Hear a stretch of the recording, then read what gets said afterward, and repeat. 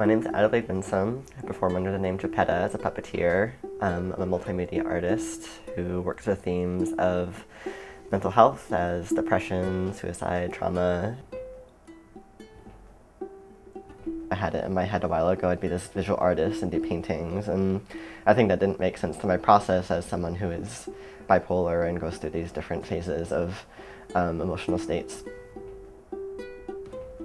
And so I started kind of writing more stories or having these ideas for stories and started performing them as puppet shows. And that was kind of like, oh, I had this one process where I can sit in my studio and be alone and like make intricate things, and I can kind of bust out in this other energy and get out of the house, and that's very healthy to do. And kind of use this other more like manic energy out in the world.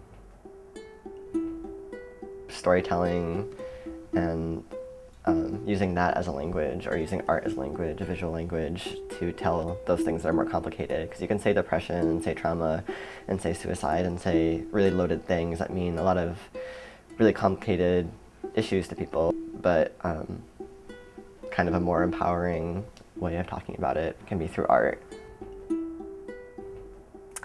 On a cold and desolate hillside, there once haunted a ghost cat.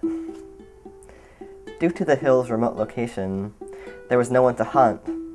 For this reason, she was very lonely, and her paws froze during the night.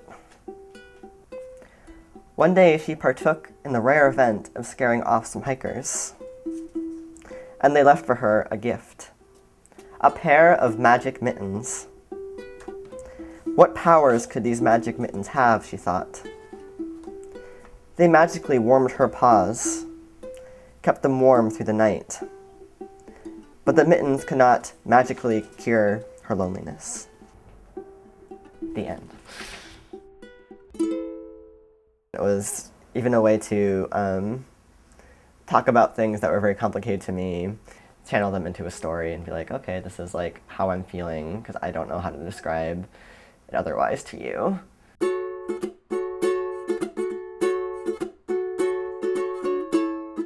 Thinking about my artistic process not as a product is important, because that is a healing process, and kind of realizing, looking back at my old sketchbooks and old illustrations and saying that was an outlet to deal with it. I think of recovery as in more the sense of a verb as opposed to a noun. It makes a lot of sense as this like constant process of recovering. So I think I'm not always in therapy, and I'm travel a lot, I'm on the road, but I think having that, kind of creating my life as an outlet for discussing mental health issues in a way that feels empowering, and kind of labeling my artistic process as a recovery is really important.